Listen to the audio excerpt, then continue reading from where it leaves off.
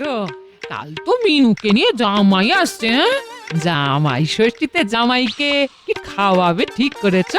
হ্যাঁ? উফ, নেই, প্রতিবার তোমার সেই একই কথা। জামাইকে আবার আলাদা কি খাওয়াবো বলো তো? আমরা যা খাই জামাইও তাই খাবে। কাল দেখলাম ঘরের চালে একটা বড় মিষ্টি কুমড়ো হয়েছে, ওটা দিয়ে ভালো করে মিষ্টি কুমড়োর ঘন্ট করবে, আর আমি চুনোপুটি এনে দেবো, ওটা দিয়ে একটু ঝোল বানিয়ে দেবে, তাহলেই তো হয়ে গেল। এই জামাই ষষ্ঠীতে জামাইকে আমি মিষ্টি কুমড়োর ঘন্ট আর চুনোপুটির ঝোল খাওয়াবো?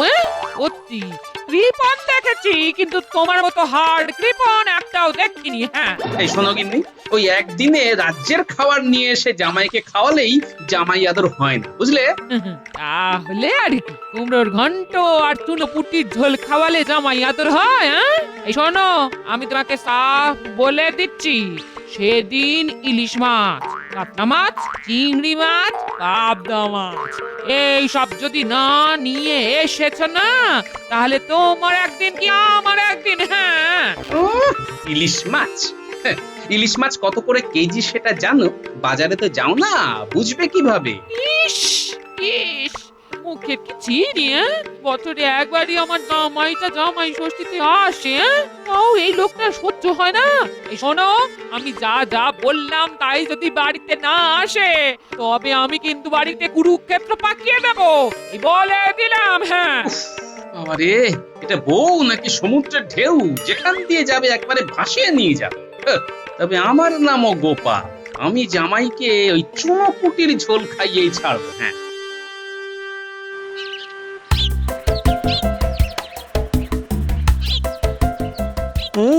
জামাই আদর খেতে শ্বশুর বাড়ি তো যাচ্ছি, কিন্তু আমার যা ঘোরেল শ্বশুর, জামাই আদর শুরু হওয়ার আগেই আমাকে কোনো না কোনো ভাবে বাড়ি পাঠিয়ে দেয়, দুষ্টু।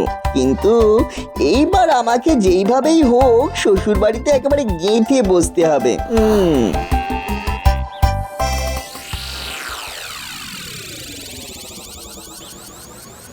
কিন্তু কিছু একটা তো করতেই হবে, যাতে যাতে আমার ওই শ্বশুর মশাই চাইলেও আমাকে আর বাড়ি থেকে বের করতে না পারে। কি করি কি করি কি করি কি করি? পেয়েছি পেয়েছি পেয়েছি, এই দাতব্য চিকিৎসালয় আমার সব সমস্যার সমাধান। হ্যাঁ গো, বাড়ির তো প্রায় কাছাকাছি চলে এলাম, বাড়ির জন্য তো একটু মিষ্টি নিতে হবে। হ্যাঁ হ্যাঁ হ্যাঁ, আমিও সেই কথাই ভাবছি, বুঝলে? জামাই ষষ্ঠীতে যাচ্ছি, মিষ্টি তো নিতেই হবে। তুমি গরুর গাড়ি করে তোমার বাপের বাড়ি চলে যাও, আমি এখানে নেমে যাচ্ছি। এখান থেকে হেঁটে ভোলা ময়নার দোকানে যাই, সেখান থেকে একেবারে টাটকা মিষ্টি নিয়ে শ্বশুর বাড়ি যাচ্ছি। আচ্ছা আচ্ছা, ঠিক আছে, তুমি বরং তাই করো। তুমি তাহলে মিষ্টি নিয়ে এসো, আমি এগোচ্ছি। হ্যাঁ হ্যাঁ হ্যাঁ, তুমি এগো। যাই, আগে তাড়াতাড়ি আমার কাজটা সেরে ফেলি, তারপর মিষ্টি নিয়ে শ্বশুর বাড়িতে গিয়ে শ্বশুর মশাইকে একবার চমকে দেবো।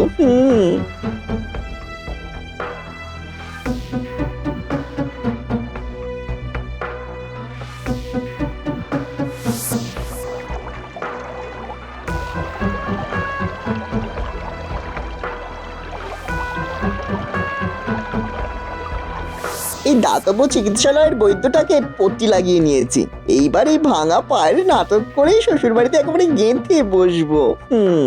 শ্বশুর মশাই চাইলেও আমাকে আর বাড়ি থেকে বের করতে পারবে না। যাই, এবারে ভোলা ময়রার মিষ্টির দোকান থেকে মিষ্টি নিয়ে শ্বশুর বাড়ির দিকে হাতটা দিই।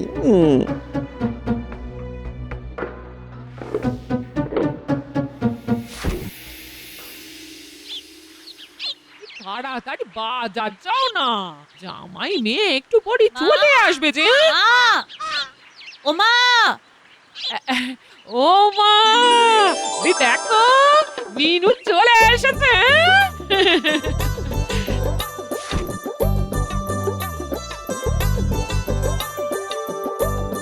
থাক মা থাক। আর হ্যাঁ রে, জামাই কোথায়? জামাই আসেনি? যাক, বাঁচা গেছে। আরে মা, তোমার জামাই ভোলা ময়রার দোকান থেকে মিষ্টি কিনবে বলে বাড়ির একটু আগেই গরুর গাড়ি থেকে নেমে পড়েছে, ও মিষ্টি নিয়ে হেঁটে হেঁটে আসছে। বাহ বাহ বাহ বাহ বাহ, বাবা জীবন মিষ্টি নিয়ে জামাই ষষ্ঠী করতে আসছে, এটা তো একেবারে পৃথিবীর অষ্টম আশ্চর্য ঘটনা হতে চলেছে। বাবা রে বাবা রে বাবা, এই যে মা আমি চলে এসেছি। এ কি তোমার পায়ে কি হলো? এ কি বাবা জীবন, কি হলো তোমার পায়ে? আর বলো না, গরুর গাড়ি থেকে যেখানে নামলাম সেখান থেকে একটু এগিয়ে একটা কলার বাগান ছিল। ওই বাগানের সামনে দিয়ে আমি হেঁটে হেঁটে আসছিলাম, বাগানের ভেতর থেকে কে যে কলা খেয়ে খোসাটা রাস্তায় ছুঁড়ে মারলো। উফ বাবা, আর আমি সেই খোসায় পা পিছলে এমন ভাবে পড়েছি না যে পায়ের একটা হাড় ভেঙে পড়ে গুঁড়ো গুঁড়ো গুঁড়ো গুঁড়ো হয়ে গেছে। উফ বাবারে বাবা, কি ব্যথা। হায় হায়, এ কি কাণ্ড! এই মিনু, জামাইয়ের হাত থেকে তাড়াতাড়ি মিষ্টিটা নে। হ্যাঁ হ্যাঁ হ্যাঁ মা, নিচ্ছি। দাও দাও, মিষ্টিটা আমাকে দাও। বাবা জীবন, এই পা নিয়ে মিষ্টি আনতে গেলে কেন? জামাই ষষ্ঠীতে এসেছি, শ্বশুর বাড়িতে একটু মিষ্টি না নিয়ে আসলে হয়? দেখো দেখিনি। এই মিনু, এই চল চল চল, বাবা জীবনকে ধরে ঘরে নিয়ে চল। হ্যাঁ হ্যাঁ মা। হায় ভগবান, এইবার এই পা নিয়ে যে কত ভুগতে হবে এখন কে জানে। আরে কিচ্ছু হবে না, দেখিস আমরা সবাই আছি তো নাকি? আমরা সবাই মিলে বাবা জীবনকে সেবা শুশ্রূষা করে ঠিক সারিয়ে তুলবো। এইটাই তো চেয়েছিলাম, শ্বশুর বাড়িতে থাকবো আর বসে বসে সেবা শুশ্রূষা খাবো। গো, তুমি দাঁড়িয়ে আছো কেন? এসো না, এটা জামাইকে ধরো, বাবা জীবনকে ঘরে শুয়ে দিতে হবে যে। হ্যাঁ হ্যাঁ, ধরি ধরি ধরি। আস্তে আস্তে বাবা জীবন, আস্তে বাবারে আস্তে। বাবারে বাবা, উফ কি যন্ত্রণা। দেখো দেখিনি, জামাই ষষ্ঠীর আগের দিনে কি কাণ্ডটাই না হলো। বৈদ্য বলেছে একেবারে 1 মাস কোনো নড়াচড়া করা যাবে না, না হলে নাকি বাকি হাড়গুলোও ভেঙে যাবে। না না জামাই, বৈদ্য যখন বলেছে তখন তুমি 1 মাস নড়াচড়া করো না। 1 মাস কেন, দরকার হলে 2 মাস তুমি শুয়ে থাকো। এটা তো তোমারই বাড়ি নাকি? ওরে বাবা রে, 2 মাস এই জামাইকে শুয়ে শুয়ে খাওয়ালে তো আমাকে পথে বসতে হবে। না না, বাবা জীবনকে যেভাবেই হোক তাড়াতাড়ি সুস্থ করে তুলতে হবে। তা বাবা জীবন, তুমি কোনো বৈদ্যকে দেখিয়েছো? ইয়ে মানে ওই তো কলার বাগানের সামনে একটা দাতব্য চিকিৎসালয় আছে না, ওখানে যে বৈদ্য আছে তাকেই দেখিয়েছি। আরে ওটা তো হাতুড়ে বৈদ্য। না না না না না না না না, আমি তোমায় রাজবৈদ্যকে দেখাবো। রাজবৈদ্যর এক পাচনে তুমি একেবারে চাঙ্গা হয়ে যাবে। হ্যাঁ, এই রে, সর্বনাশ করেছে। আরে না না, আমি তো ওনার কাছ থেকে পাচন খেয়ে নিয়েছি, আবার কেন আপনি বেকার বেকার রাজবৈদ্যকে ডাকবেন? আমি কয়েকদিন বিশ্রাম নিলেই সুস্থ হয়ে যাব। মিনু, তুমি তোমার বাবাকে বলো না। হ্যাঁ বাবা, আমারও তাই মনে হয়, কিছুদিন বিশ্রাম নিলেই তোমার জামাই সুস্থ হয়ে যাবে। কি ব্যাপার, বাবা জীবন রাজবৈদ্যকে দেখাতে চাইছে না কেন? আচ্ছা, জামাইয়ের কি সত্যি সত্যি পা ভেঙেছে নাকি নাটক করছে? পায়ে যখন এতই ব্যথা তখন এতটা রাস্তা জামাই কিভাবে হেঁটে হেঁটে আসলো? এবার রাজবৈদ্যকে দেখাতে চাইছে না। ব্যাপারটা কেমন যেন গন্ডগোল মনে হচ্ছে। না, একটু খতিয়ে দেখতে হচ্ছে। জামাই তো বললো পাকা কলার খোসায় পা পিছলে পড়ে গেছে, কিন্তু এই কলা বাগানের সব কলাই তো দেখছি কাঁচা। তাহলে পাকা কলার খোসা আসবে কোথা থেকে? জামাই কি তাহলে মিথ্যে কথা বললো? না, ব্যাপারটা আরেকটু খতিয়ে দেখতে হবে। ওই তো সেই দাতব্য চিকিৎসালয়, সেখানকার বৈদ্যকে চেপে ধরলেই সব ব্যাপার বেরিয়ে আসবে। হ্যাঁ হ্যাঁ। আরে হ্যাঁ, আপনার জামাইয়ের তো খুব লেগেছে। 1 মাস তো কোনো মতেই বিছানা থেকে উঠতে পারবে না। হ্যাঁ তাই নাকি? এত লেগেছে? হ্যাঁ, এখন যদি উনি বিছানা থেকে উঠতে যান তবে বাকি হাড়গোড়গুলো একেবারে ভেঙে গুঁড়ো গুঁড়ো হয়ে যাবে। ওনাকে এখন 1 মাস বিছানা থেকে কোনো মতেই উঠতে দেওয়া যাবে না। মনে হচ্ছে জামাই এই বৈদ্যকে মুখ বন্ধ করার জন্য ভালোই অর্থ দিয়েছে। হ্যাঁ, আমিও বরং একটা চাল চেলে দেখি। এই বৈদ্য নিশ্চয়ই আমার চালে আটকাবে। আচ্ছা বৈদ্যমশাই, আমার জামাই আপনাকে এইসব বলার জন্য যা অর্থ দিয়েছে তার থেকে দ্বিগুণ অর্থ আমি আপনাকে দেব। আপনি শুধু আমাকে সত্যিটা বলুন। দ্বিগুণ অর্থ? আপনার জামাই তো আমাকে 5 মোহর দিয়েছে, আপনি আমাকে তাহলে 10টা মোহর দিন, তাহলে আমি সব সত্যি বলে দেব। আর আপনাকে কিচ্ছু বলতে হবে না বৈদ্যমশাই, যা বোঝার আমার বোঝা হয়ে গেছে। এটা কি হলো? যা হবার তাই হলো, এবার আমি যাই।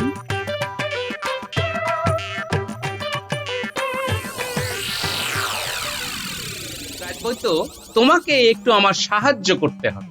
আরে গোপাল, বলো না কি করতে হবে, বলো।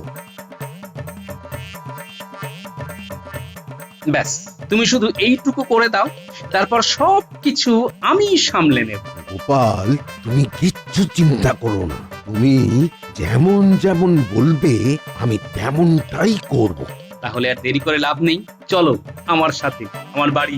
হ্যাঁ হ্যাঁ, চলো চলো চলো।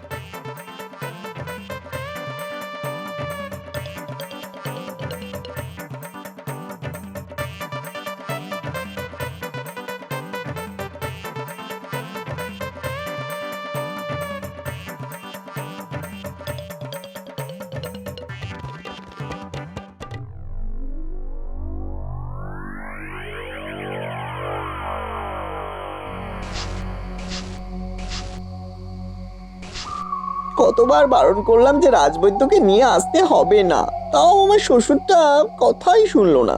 না না, আমাকে ভালো মতো অভিনয় করতে হবে, যাতে রাজবৈদ্য কিছুতেই বুঝতে না পারে যে আমার পা ভেঙেছে। উফ বাবারে, কি ব্যথা কি ব্যথা! উফ। রাজবৈদ্য, কি বুঝলে? গোপাল, হাড়টা কতটা ভেঙেছে ঠিক বোঝা যাচ্ছে না। তাহলে কি হবে? বিজ্ঞানীকে দিয়ে একটা রক্ত পরীক্ষা করতে হবে, তবেই বোঝা যাবে হাড়টা কতটা ভেঙেছে। ওরে বাবারে বাবারে, না না, রক্ত পরীক্ষা মানে তো সুচ ফোটাতে হবে। আমি সুচ ফোটাবো না, না না না, আমি সুচ ফোটাবো না, আমার খুব ভয় করে। বাবা জীবন, সূচ দেখে ভয় পেলে হবে? তোমার পা ভেঙে গেছে, চিকিৎসা করার জন্য তো রক্ত পরীক্ষা করতেই হবে। হ্যাঁ বাবা জীবন, তুমি আর না করো না, তোমাকে এইভাবে দেখতে আমাদের খুব কষ্ট হচ্ছে। হ্যাঁ গো, একটু কষ্ট করে রক্ত পরীক্ষাটা করে নাও, তাহলে দেখবে রাজবৈদ্য তোমার চিকিৎসাটা ভালোভাবে করতে পারছে। এখন যদি বলি আমি রক্ত পরীক্ষা করাবো না, তখন আবার সবাই সন্দেহ করতে পারে। একটু সহ্য করে রক্ত পরীক্ষাটা করেই নি, পরে তো শুয়ে শুয়ে আরাম খেতে পারবো। তো পরীক্ষা করতে 2 দিন সময় লাগবে। ততদিন তুমি তোমার জামাইকে 2 বেলা নিম পাতা আর কালমেঘ পাতা একসাথে বেটে সেই রস খাওয়াতে হবে। নিম পাতার কালো মেঘ পাতার রস, ইস কি তিতো! হ্যাঁ, আর দুপুরে ভাতের সাথে নুন ঝাল ছাড়া পেঁপের পাতলা ঝোল। এটাই এখন তোমার পথ্য। আমি রক্ত পরীক্ষাটা করে বুঝে নিই যে আসল ব্যাপারটা কি হয়েছে, তারপর ওই পরশু থেকে তোমার চিকিৎসা শুরু করব। এ বাবা, কাল জামাই ষষ্ঠীতে কোথায় ভেবেছিলাম এই বাবা জীবনকে একটু ইলিশ মাছের সর্ষে বাটা পাবদা মাছের ঝাল করে খাওয়াবো, তো এখন তো দেখছি জামাই আমার কিছুই খেতে পারবে না। গিন্নি, তোমার খাওয়া আগে নাকি জামাইয়ের শরীর আগে? হ্যাঁ, না না, তা তো ঠিকই, না না, আমি কাল ওকে ওই পেঁপে দিয়ে পাতলা ঝোলই করে দেবো। হ্যাঁ জামাই, তুমি যদি চলো ডালে ডালে, আমিও চলি পাতায় পাতায়।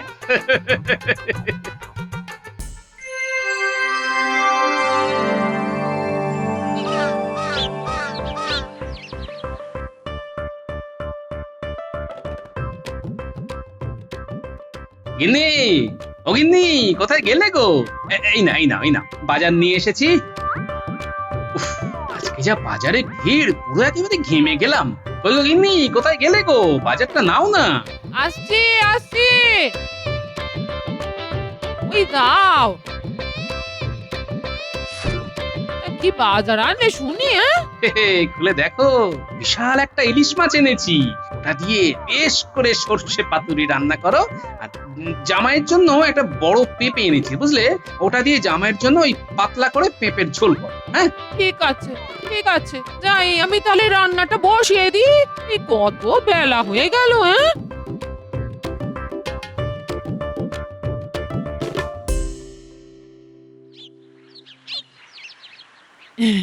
বাবা জীবন, তোমাকে একটু মুড়ি মিষ্টি খেতে দিয়ে। হ্যাঁ, নিয়ে আসুন নিয়ে আসুন। মনে হচ্ছে এইবার আমার জামাই আদরের পালা শুরু হচ্ছে। আচ্ছা বাবা। অমিনু, কাল যে জামাই মিষ্টি আনলো, সেখান থেকে মিষ্টি নিয়ে জামাইকে একটু মুড়ি মিষ্টি দিয়ে যা। আয়। আরে গিন্নি, দাঁড়াও দাঁড়াও, কি করছো? কেন? আমি এবার কি করলাম? বাজারে যাবার সময় আমার ওই রাজবৈদ্যর সাথে দেখা হয়েছিল। রাজবৈদ্য বলল জামাইয়ের রক্তে শর্করা আছে, তাই মিষ্টি খাওয়া বারণ। সকালবেলা নিম পাতা আর কালো মেঘ পাতার পাচন খেতে হবে, আর দুপুরে পেঁপের ঝোলের সাথে করলা আর নিম পাতা ভাজা খেতে হবে। ও হ্যাঁ, তাই নাকি?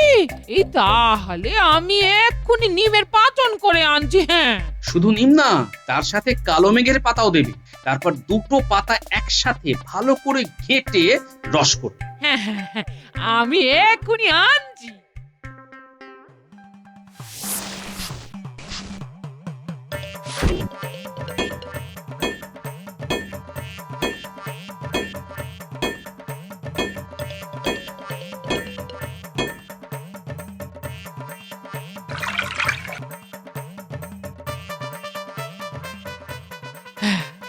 রস করা হয়ে গেল, যাই বাবা জীবনকে দিয়ে আসি। যাই।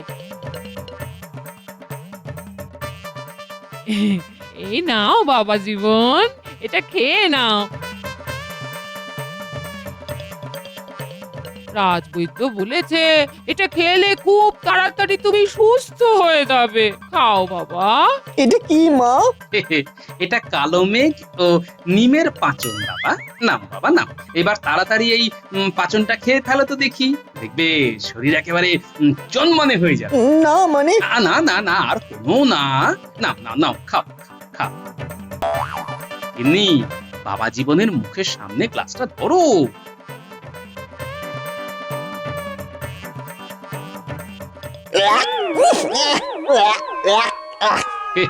বাবা জীবন, কেমন লাগছে জামাই আদর?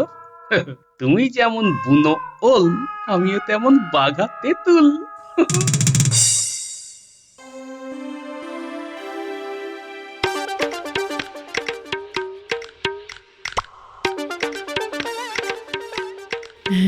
নাও বাবা, খাও খাও। তাই ভেবেছিলাম জামাই ষষ্ঠীর দিন জামাইয়ের মুখে একটু ভালো মন্দ তুলে দেবো কিছু, কিন্তু সবই আমার পোড়া কপাল। জামাই ষষ্ঠীর দিন জামাইকে পেঁপের ঝোল আর ভাত খেতে দিতে হচ্ছে। আহা গিন্নি, পেঁপের ঝোল খাওয়া কি খারাপ? এই যে দেখো, আমি এই ইলিশ মাছ খাচ্ছি।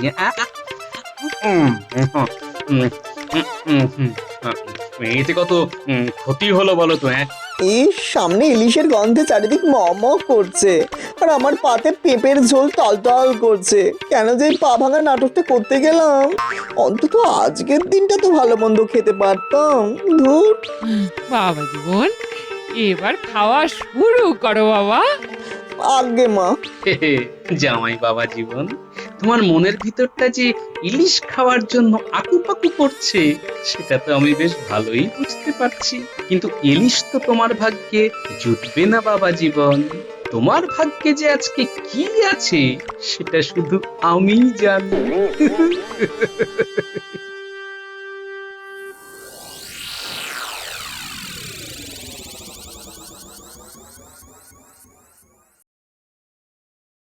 গোপাল, গোপাল, ওই তো রাজবৈদ্য চলে এসেছে। এক্ষুনি শুরু হবে আসল খেলা। আসি, এসো রাজবৈদ্য, ভেতরে এসো। আজকের মধ্যেই তোমার জামাইয়ের পাটা শল্য চিকিৎসা করে কেটে ফেলতে হবে, নইলে আর কোনোদিনও তোমার জামাই হাঁটতে পারবে না। তাই নাকি? তাহলে তো করাত দিয়ে পাটা কাটতে হবে। হ্যাঁ গোপাল, করার ছেনি সবই আমি নিয়ে এসেছি এই থলে করে। না না না না, আমি পা কাটবো না, আমি পা কাটবো না, না না না। কিন্তু রাজবৈদ্য মশাই, পা বাদ না দিলেও তো বাবা জীবনে এমনিও হাঁটতে পারবে না। আমি এই থলে করে একটা নকল পাও নিয়ে এসেছি। এটা আমি তোমার জামাইয়ের পায়ে জুড়ে দেব, তাহলেই তোমার জামাই আবার হাঁটতে পারবে। হ্যাঁ গোপাল, তোমরা এখন এই ঘর থেকে যাও, আমাকে চিকিৎসাটা করতে দাও। আমি না ডাকলে কেউ এই ঘরে আসবে না। আচ্ছা রাজবৈদ্য, চলো গিন্নি। এই মিনু, চল রে। ওরে বাবা রে বাবা, না না, আমি আমার পা বাদ দিতে দেব না, কিছুতেই দেব না, আমি আমার পা বাদ দিতে দেব না। এই যে আমার পা একদম ঠিক হয়ে গেছে, আমার পা একদম ঠিক হয়ে গেছে। দেখুন না, দেখুন, দয়া করে আমার পাটা কাটবেন না। কি? আমি এদিকে তোমার চিন্তায় চিন্তায় মরছিলাম। সেটা তো আমি অনেক আগেই বুঝেছিলাম, তাই আমি ইচ্ছে করে রাজবৈদ্যকে দিয়ে বলিয়ে জামাইকে পেঁপের ঝোল নিম পাতার রস খাইয়েছি, যাতে জামাইয়ের একটু শিক্ষা হয়। হ্যাঁ, আমি এই গোপালের কথা মতোই সব কিছু করেছি। আজকেও এই শল্য চিকিৎসার ব্যাপারটাও গোপালই আমাকে বলে দিয়েছে। হায় হায় হায় বাবা জীবন, তুমি শেষে এইভাবে আমাদের ঠকালে। ছি ছি ছি ছি ছি, মা বাবার সামনে এইভাবে আমার মুখটা পোড়াতে তোমার লজ্জা করলো না? মা, ঝেঁটাটা কোথায় গেল? হ্যাঁ, আজকে ঝেঁটা মেরে ওকে এই বাড়ি থেকে বিদায় করব। এ কি, তুমি আমাকে এই জামাই ষষ্ঠী দিনে ঝ্যাঁটা দিয়ে মারবে নাকি?